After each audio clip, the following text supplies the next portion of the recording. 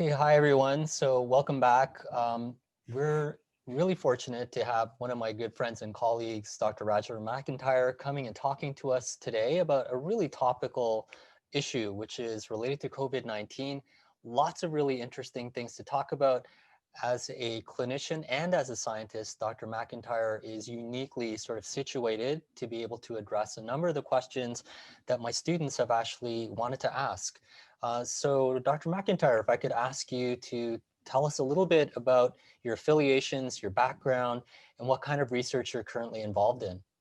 Happy to, and Professor Drew, thanks for having me. And this is such an important time and topic. I'm in Toronto, that's where I live, and I'm at the University of Toronto. I'm also a professor at two schools in the United States, at the University of California in Riverside, as well as the State University of New York, as well as I have appointments as a professor at two schools in Asia, in South Korea, as well as in Guangzhou in the south of China. And my interests have been all things related to depression, from a population health perspective, all the way down into the lab, looking at molecules and looking at animal models. And I've been especially interested in trying to understand what causes depression and how can we cure depression. Those are big, big questions. And in many ways, what's happened with COVID-19 is, well, I often describe it, I don't think this is hyperbole. This is one of probably the greatest mental health assault the globe has ever recorded. And we talk about this being a public health crisis, which it is.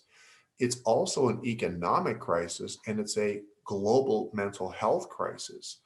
And we did some work, we still are doing some work in different parts of the world, like China, Singapore, India, looking at the rates of a variety of mental disorders. And it's incredible how much they've increased.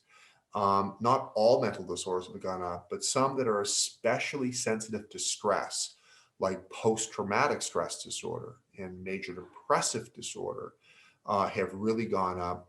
We've also seen increases in drug and alcohol use in some countries. And more recently, one of my colleagues and one of your former students as well, Professor Drew, Yen Lee, and I did this projection analysis where we projected that we might see an increase in suicide in some parts of the world, notably USA and Canada. And more recently, the Public Health Agency of Canada has announced that we are starting to see an increase in mortality due to like opioid deaths, which we think a lot of that's suicide related.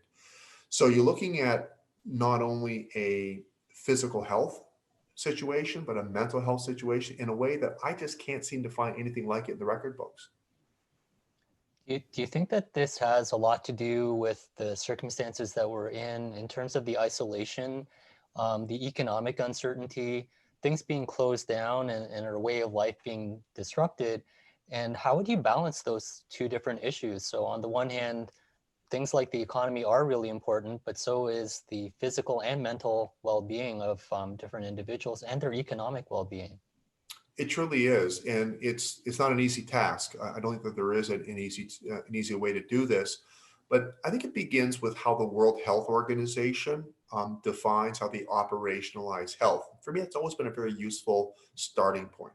So, according to the World Health Organization, health is the presence of physical health, mental health, and social well-being.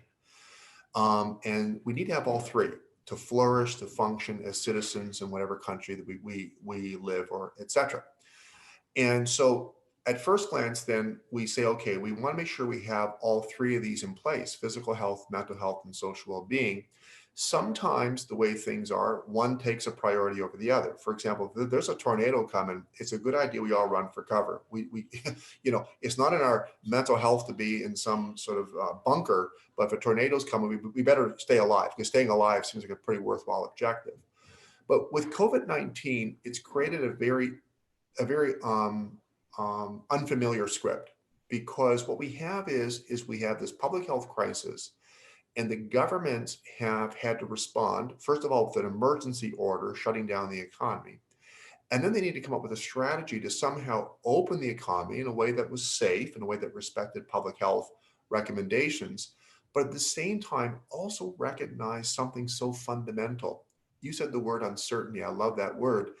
People have so much uncertainty in their lives right now. We've got people who can't pay their bills, they can't pay their mortgage, they can't pay their rent. We have people who don't even know if they have a job yet, a lot of like single parents, and this is obviously very stressful. We've got uncertainty as to when this virus is going to be tackled with the right therapeutic or a vaccine. And the uncertainty just seems to keep going. And what I often say is that this pandemic it was prefaced by an epidemic of loneliness. And we've looked at this, we just published on this large meta-analysis showing that about a third of people in different parts of the world report themselves as feeling lonely. And lonely, it doesn't mean I don't have any friends. Loneliness means that there's a disconnect between what I desire in terms of my social connections and what I actually get. Said differently, a lot of people have lots of friends on social media who feel very lonely, and vice versa. A lot of people who are alone who don't feel lonely at all. I mean, it just depends on who you are. And what we've learned is that COVID-19, because of the working from home, the school from home, you can't travel across boundaries, international boundaries. Well, you can, but it's very difficult and so on. People are finding themselves living by themselves and being by themselves. And so I think what you have is an amplification of the loneliness epidemic because of what's taking place. And it's interesting because a lot of people have assumed that it's the elderly that are worse off from a mental health perspective during this time. There's no doubt that the elderly are worse off from the point of view of vulnerability to getting the virus and having complications from the virus. But it's actually younger people under the age of 25, under the age of 30, who are worse off from a mental health perspective. And I suspect that's in part because school getting disrupted, work getting disrupted, social relationships getting disrupted, disconnected. And the reality is that yes, going on platforms can certainly be a temporary or be a way to connect with people. And we encourage that. But one of the things that we've all become familiar with is the hazards of air pollution, water pollution, and noise pollution. Let me add one more pollution: social media pollution. And social media can be polluting if, in fact, there's too much of it, especially when the content is very negative, critical, bullying, vitriolic, very negative things. We did a study. We found that in Asia, a study we did in China, that the more people spent on social media during COVID, the more depressed and anxious and terrible problems they're having sleeping. So I think you're right. I think we have a balancing act. There's no easy way to do this, but I do think that we need to, as much as we can, really be sensitive to the mental health and the social well-being of our people. It's as important as physical health. It's kind of a I've heard this debate: what matters more, your physical health or your mental health? That's like saying which arm's more important. You want your left arm or your right arm? I think you want both. Right. And I think when it comes to the economy, um, poverty kills. We need to have economic security, but it's always about balancing and finding the right timing on how to do this. So it's a surgical approach. And I think what's happened is that for the first 2 to 3 months, there was more of a sledgehammer approach to this. And I think what you're seeing in some countries that have done it really well, like Taiwan and China have done very well. Vietnam's done well. Singapore has done well. These countries have had a very surgical approach to this, which I think has been a role model in many ways. Speaking of those different countries and kind of using them as a model, I haven't seen very much in the news or in the media and even in scientific publications about the second wave of things happening related to mental health. And I'm wondering what sorts of things you're aware of in those different countries that they've done to kind of ablate or potentially head off any kind of mental health concerns that might be arising. You had mentioned PTSD, for example. Yep. It may be a while before we actually start to see some of the signs of individuals being affected. Are you aware of anything that different countries are doing, and what should we be doing to kind of get ready for that? It's a great set of questions. The way to think about this is risk and resiliency. That's how I sort of think about it: risk and resiliency. So, what I mean by that is life has risks: medical risks, social risks, interpersonal risks. If you walk across the street, that's risky. but it's also about resiliency. In other words, how much do you have to immune yourself, not just biologically immune yourself, but psychologically and emotionally immune yourself for the bumps and bruises of life. And resiliency can be economic, it can also be education, it can be social supports, it can just be part of your temperament. And what we're learning, and this is really a history as lessons approach, going back to the Great Recession, there was much learned because what people looked at is this incredibly replicated observation. Whenever there's an economic hazard, that seems to be very, very bad for mental health and suicide. It's a very positive association. In other words, the positive not meaning good, but positive meaning they're correlated. Mm. And governments of Europe post Great Recession, some of them were more conservative on the budget, some were more liberal in their budget, how they spent on social expenditures and so on. We learned that those governments of Europe that expended money, that is, they spent on social programs post Great Recession, they had lower rates of suicide. And many governments of Europe are actually doing this, and other governments in Asia, they're divesting monies and resources for psychiatric first aid so people can access in a timely way if they're in distress. Also, counseling and professional services for people to talk to. That was shown actually to mitigate some of the concern for suicide. The other issue is that there was a lot of concern about small businesses going out of business, and government has stepped up and provided some wage subsidy. And I always use this metaphor that small business is sort of like the vaccine against mental illness. And I use that metaphorically because having a job is good for your mental health. It gives you social connectedness, it gives you a paycheck, a sense of well-being, a sense of efficacy. And so we need to do that. As individuals, it's really important because of the way life has gone, where we have lack of structure, we have this incredible disruption of our lives. People have got to be structured. You've got to have day and night. You got to prescribe your sleep, get up at the right time, don't sleep in, all those late nights. You got to also prescribe things for yourself during the day, structure your day. And people sometimes say to me, well, that seems kind of basic. Is that really that important? It is. It's really important to structure your day because it resets your biology and it resets the framework of your mind. And then when we talk about portion control, not just food and alcohol, we're talking about social media. Got to make sure you don't have too much social media. You want to be informed, connect with the right people, but not, again, social media pollution. And then I can't stress the importance of exercise. It is the incredible resiliency enhancer in all ways. Now I know gyms are closed, but there's things that we can do in different, in your house or your apartment, or go up and down stairs and do things that are, you don't need to be an Olympic athlete, just do something. And then to the extent possible, you want to have interpersonal connections with people to the way you can, of course, recognizing public health. So we learned during the Great Recession, this can really help people mitigate the risk. And as far as we're concerned, that should be embraced. And we know that governments of Europe and Canada as well are doing some of this.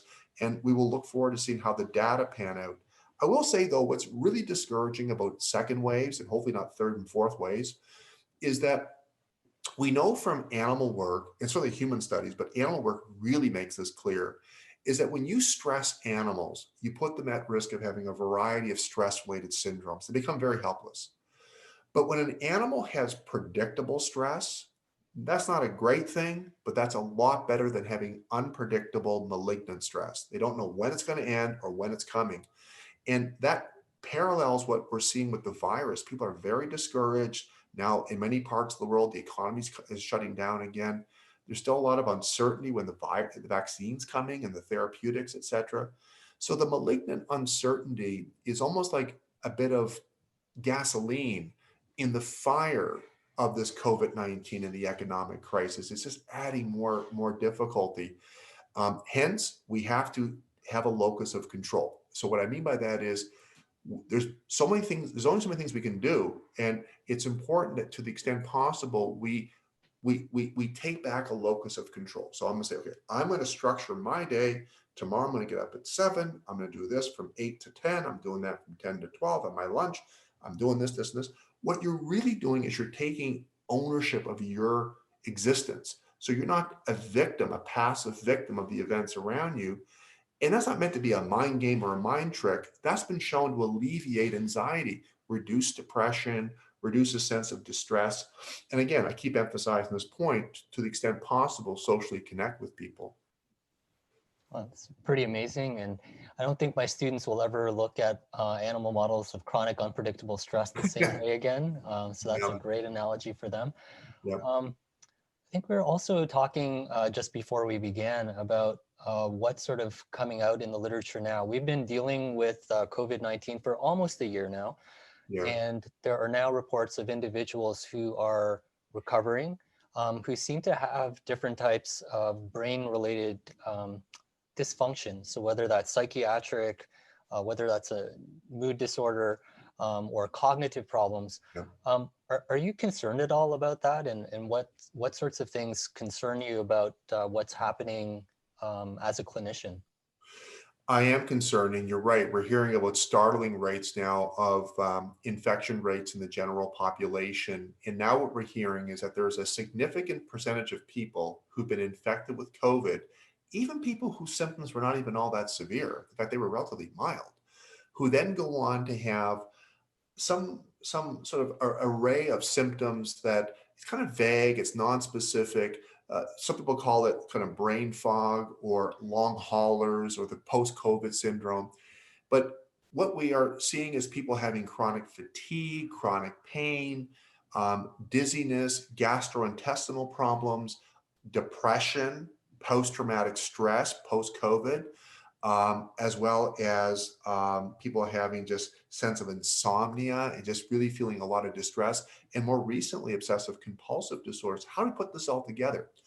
Well, a couple of things. First is SARS is, or COVID-19 is SARS-CoV-2. It's a virus that has about 75 to 80% similarity to the SARS-CoV-1 that caused SARS back in 2003. Of course, we know it well here in Toronto. We were the city most affected outside of Asia. And we already know that coronaviruses do have tropism for neuronal tissue. There's some work now coming out that there is penetration of the brain and some postmortem studies done on people who died of COVID. So it's quite possible the virus itself could be toxic to the brain activity. Secondly, people have been hearing a whole lot about cytokine storm. I mean, the evening news now talks about cytokine storm. Everyone's hearing about cytokines. And we know that cytokines are good guys and bad guys. Cytokines are killing, viruses. They're trying to protect us, but there's collateral damage. And that collateral damage, inflammation, could be toxic to the brain if in fact it's sustained, or it's basically this huge storm coming at the brain.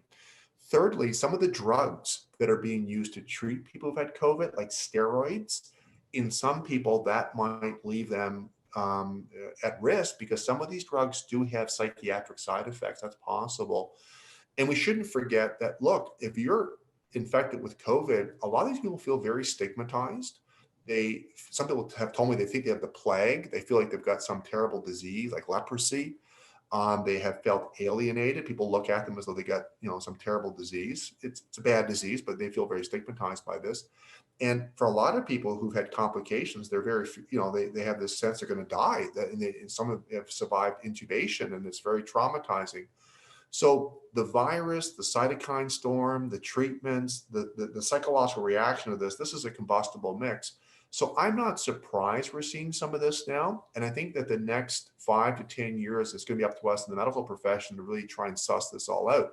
What I would say is for the last 10 to 20 years, my lab's been looking at inflammation and to what degree inflammation might cause mental illness, or at least some of them, and can we use it to treat mental illness? And I think, if anything, what COVID-19 has really, I think, illustrated is how difficult it is for the brain to function normally in states of overactive inflammation, which is what you're seeing in many of these folks. Well, so a lot to think about for sure. Yeah. And I think you're well situated as an expert in inflammation in the brain and the effects on different mood disorders. What would you recommend, sort of just as we're wrapping up, what would you recommend for individuals who are trying to take in all of this different scientific advice that you're providing here today? What could they do in their daily lives to kind of make sure that they're going to be okay coming out of this, or the best that they can coming out of this? Yeah, look, this has been I mean, we have to acknowledge this has been quite a situation. It's been a terrible, I call it the triple threat: the public health crisis, the economic crisis, the mental health crisis. I mean, that's quite a threat. And for me, the advice is informed by what the literature on stress management tells us. Every study that's ever been done on stress management, people who really sort of roll with the punches, who really navigate extraordinary stress in their life, there's not a one single explanation for that, and nor would we expect that. But a theme that does emerge is the theme of being socially connected, not with anonymous, very negative social media connections, but with people who are, your friends, your colleagues, who you feel safe with. That is consistently a theme. So, in other words, divide and conquer all this stress amongst your friends. Secondly, and second of two, is the other theme that comes out is this locus of control. I always say that people who can really adapt have a really good playlist of ways of relating to things. And that means keeping yourself active, doing things, distract yourself by doing other reading. I don't mean reading about COVID-19, read about other things that are fun to read and pursue your arts and in sports and so on. Again, to the extent we can and all that. These types of things don't just boost the quality of your life, but they get you to stop ruminating about all the stuff that's going on. And that itself is therapeutic. And it's been shown over and over again. The more you can socially connect and the more you can augment your playlist in terms of relating to the world, the better you're going to come out in the long run. Okay, well, thank you so much, Dr. McIntyre, expert in the field, sharing his advice as well as his scientific and clinical expertise. Thank you so much for joining us today, and I'll look forward to hearing more about your research. Oh, absolutely. Thanks for having me. What a pleasure. And I wish everyone a very successful navigation of this time.